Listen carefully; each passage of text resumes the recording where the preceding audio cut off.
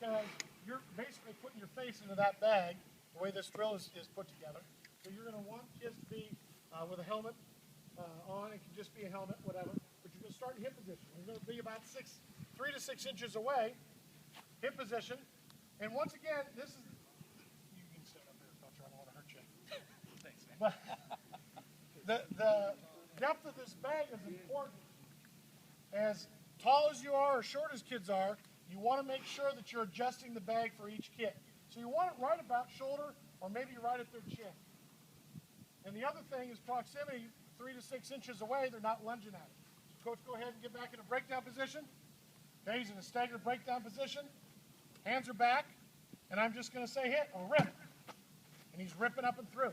And you can see his face is right in the bag. And so a lot of kids and a lot of people are going to shy away because they don't want to get smacked right in the nose when they do this drill.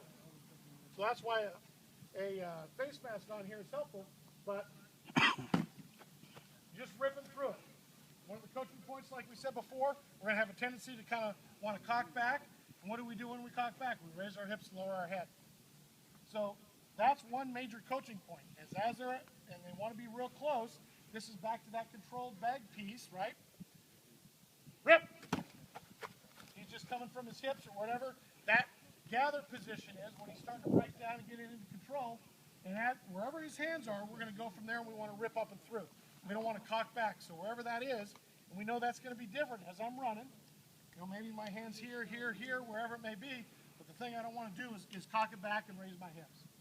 That's the number one coaching point on this. The other thing is you should see that hip roll. We're incorporating the shoot. Okay, we're incorporating the shoot. We want to see that hip roll and we want double uppercuts. We want to explode through.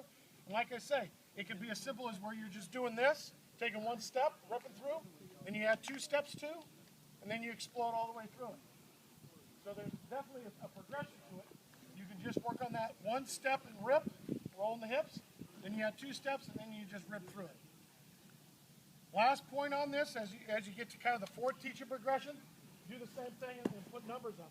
So as they're ripping through, they have to be looking for a number 1, 2, 5, 4, whatever it may be. So that's really 4 different ways you can encompass the exact same drill, and we're looking at that rip, double uppercut, and we're trying to get that squeeze. And you should be looking for their elbows squeezing and trying to keep that bag where it's supposed to be.